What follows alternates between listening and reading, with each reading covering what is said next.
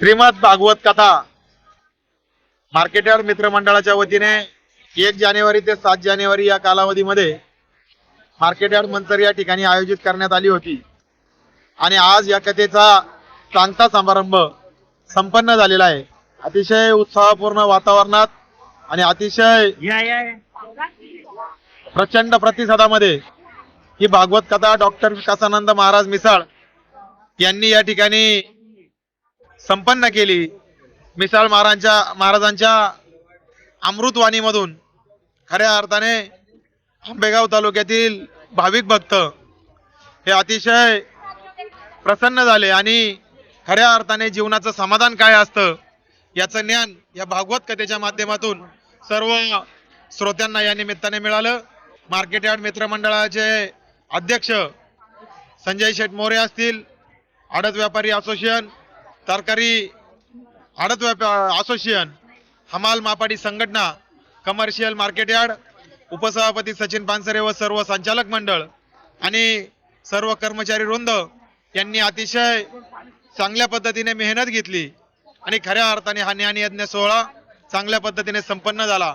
जेवणाची जबाबदारी आमचे सहकारी संदीपराव गांजाळे यांनी अतिशय उत्कृष्टपणे सांभाळली आणि खऱ्या अर्थाने आजच्या दिवशी शेवटच्या माणसापर्यंत प्रत्येकाला अन्नदान करण्याचं आणि प्रत्येकाला महाप्रसाद पोहोचवण्याचं काम संदीपराव गांजाळे यांनी अतिशय चोख पद्धतीने पार पाडलं। त्यांचं कौतुक करावं तेवढं थोडंच असं काम त्यांनी या निमित्ताने केलं।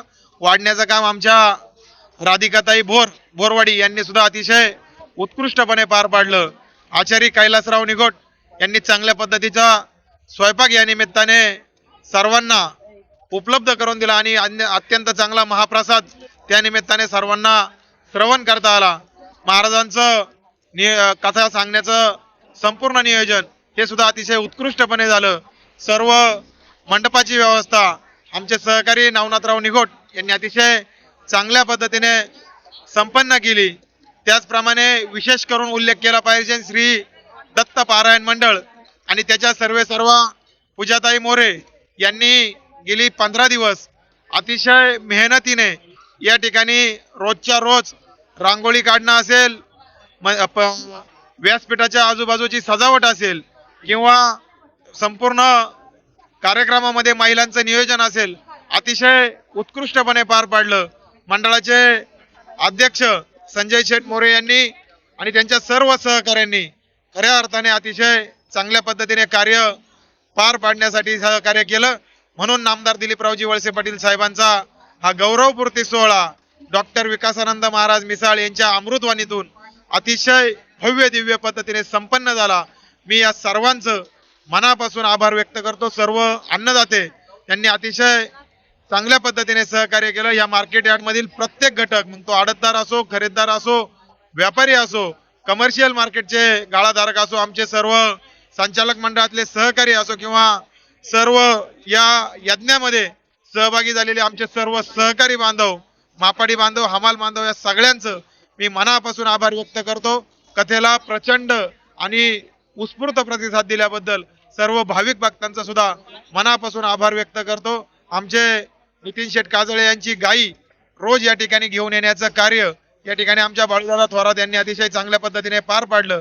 महाराजांची संपूर्ण व्यवस्था बबनराव मोरडे यांनी अतिशय चांगल्या पद्धतीने पार पाडली। आमचे सागर शेठ थोरात असतील यांनी सूत्रसंचालन अरुण शेठ बांगर यांच्या बरोबरीने अतिशय चांगल्या पद्धतीने पार पाडलं आणि आमचे बाळासाहेब बानकिले आणि दत्ता शेठ भोर यांनी देणगी कक्ष अतिशय उत्कृष्टपणे सांभाळला।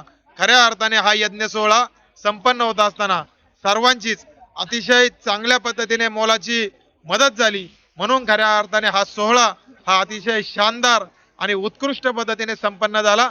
मी सर्वांचं मनापासून आभार व्यक्त करतो। आपण सर्वजण या ठिकाणी ह्या ज्ञान यज्ञ सोहळ्यामध्ये जे पडन ते काम करण्यासाठी उभे राहिलात, म्हणून हा कार्यक्रम अतिशय चांगल्या पद्धतीने पार पडला। डॉक्टर विकासानंद महाराज मिसाळ यांचं मी मनापासून आभार व्यक्त करतो। आमच्या मार्केट यार्ड मित्र मंडळातील सर्व घटकांचं आणि सर्व सहकार्य करणाऱ्या सर्व भाविक भक्तांचं, सर्व देणगीदारांचं, सर्व अन्नदात्यांचं आणि या यज्ञकुंडात सहभागी झालेल्या सर्व बाकीच्या अन्नदात्यांचं आणि देणगीदारांचं मी मनापासून आभार व्यक्त करतो। आणि वैभवराव पोखरकर यांनी सोशल मीडियाचं काम अतिशय चांगल्या पद्धतीने पार पाडलं.